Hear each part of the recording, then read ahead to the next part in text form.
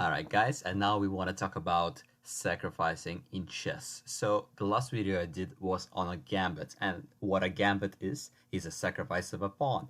But sacrifices can also cost you a bit more and can also give you a bit more than just some compensation. So in this example that we have on the board, white will have much more than some compensation for a pawn, but almost mating compensation. So he will get a checkmate because of a queen sacrifice that we're gonna see today.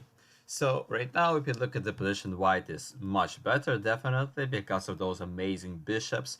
It's actually a game of Spassky, who was a world champion, when he was playing against a grandmaster by the name of Holmov.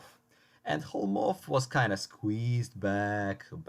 All his pieces are on the back rank. And when all your pieces are that passive, you give your opponent a chance to be aggressive and you give your opponent so much space that he can do whatever kind of attack he wants, which is exactly what Spassky did here.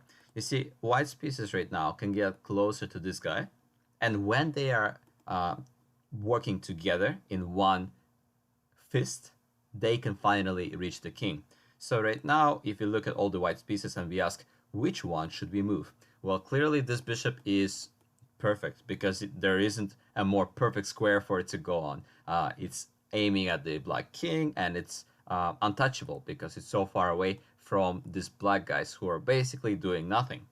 Now, if you look at the rooks, we can try to trade off a rook and then bring the other one in, but why don't we keep both rooks on to keep for the attack later on?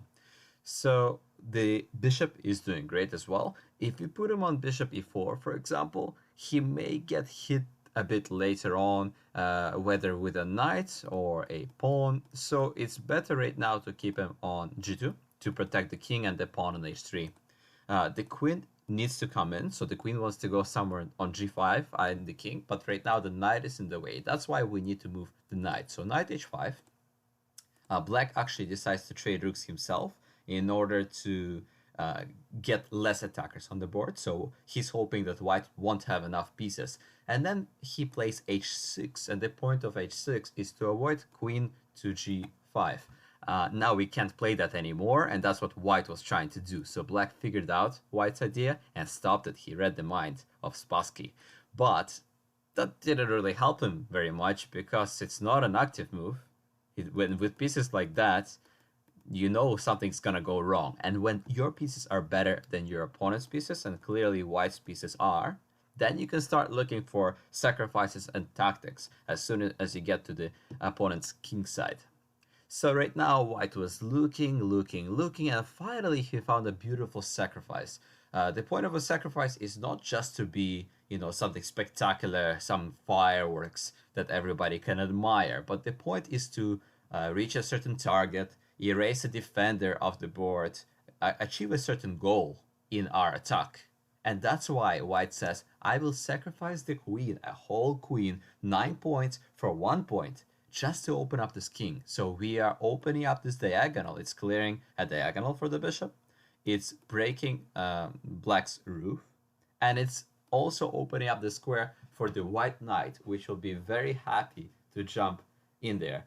You see, if black doesn't take, because we should always consider what if they don't accept the sacrifice, that's okay. The bishop will just come and wait, and then checkmate will follow with knight f6 next move.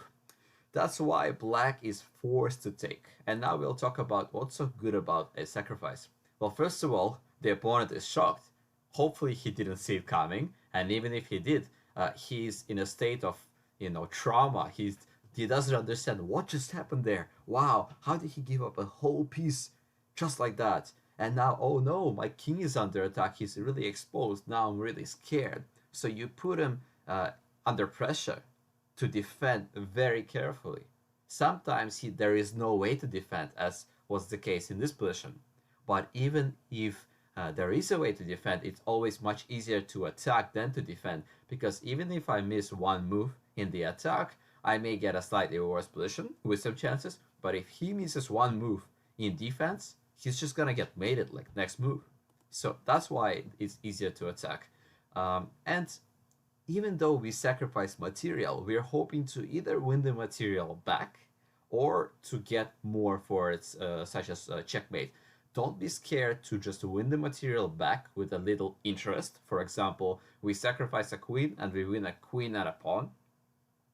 Uh, as long as you get something more and then you can win the end game. Don't feel like you have to checkmate this black king. To be honest, right now there is no checkmate on the black king because the knight and bishop is not enough to do the job, even with the help of our friend the other bishop. But it's definitely enough to win the material back, which is what Spassky calculated when he did the whole sacrifice. First, the knight comes in and says hi.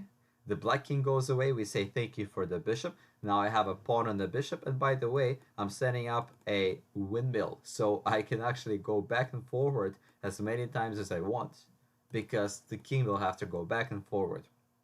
It's a type of special tactic where you can spin the windmill, take everything in the knight's spectrum, in the knight's scope, and just pick up everything and keep checking. So we go here, we check, we go here, we check. So I'll probably cover it in a lesson later on about windmills.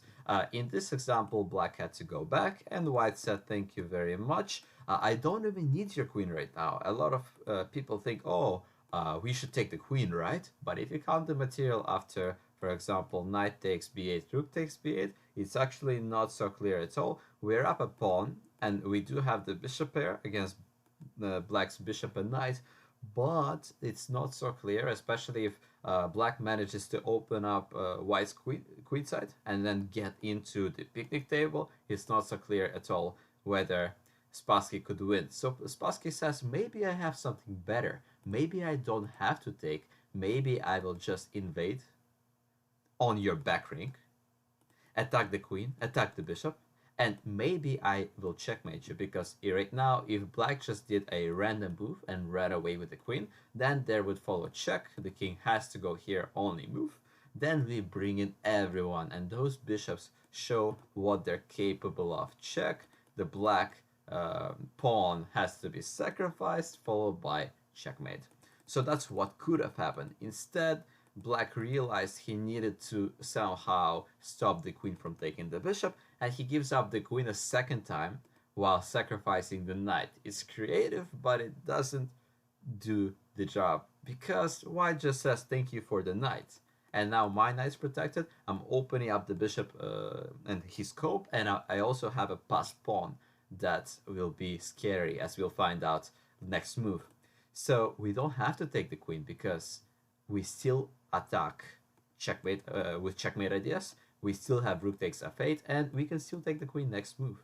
If the queen decides to take the rook, we'll take the queen later on, once again with interest. We always want to get something more than what we came with. So if I sacrifice the queen, I want a queen and another queen, for example. So maybe right now we push the pawn, and if he's not careful, we will queen the pawn. For example, right now black may play rook to c8. I'll give him a little check. Then the king goes away. I'll play bishop to b7. He'll take my knight. I queen. And then after he captures, I want a whole piece. With a whole piece, I'm pretty sure we can win this endgame.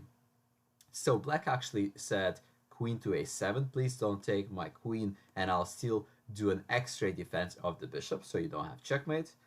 And after queen a7, the last move was c7. The point being that you can't take the pawn. If you dare take the pawn, I will simply take the rook, but there is even something better yet. So we have all these checks, and actually after queen takes c7, there will be this check. The king will go away. We'll play knight d5 check with the bishop. And when the king goes away, we pick up the queen and say thank you very much. So no matter what he did, he would actually lose right now. If he took the rook, we would first take the rook back. So the king would have to go away somewhere. We pick up the rook with check. And after he goes away, very soon we will get a queen, actually next move. And with our extra 2 pieces, I'm sure Spassky, the world champion, could finish off this endgame. So no matter what black does after c7, he loses, and that's why he resigned in this position after being so shocked by white's queen takes h6 sacrifice. The good thing about a sacrifice is you're forcing the opponent to do something. It's a forcing move. It's not asking, it's forcing. That's what you should always try to do. The opponent has no time to show his chess brilliancy because we are forcing him to do the moves we want him to do. For example, take our queen. So guys, when you think a sacrifice is worth it, so you either checkmate or win your material back, go for it and shock your opponent and create problems while putting him under pressure. If you're not so sure, then you should really calculate and make sure, because remember, if we just sacrifice in any given position and our sacrifice doesn't work, no matter how cool it may look like, then you're going to an endgame down material and you'll probably lose. So don't do sacrifices just for the sake of them. Do them if you think they work and if they achieve something.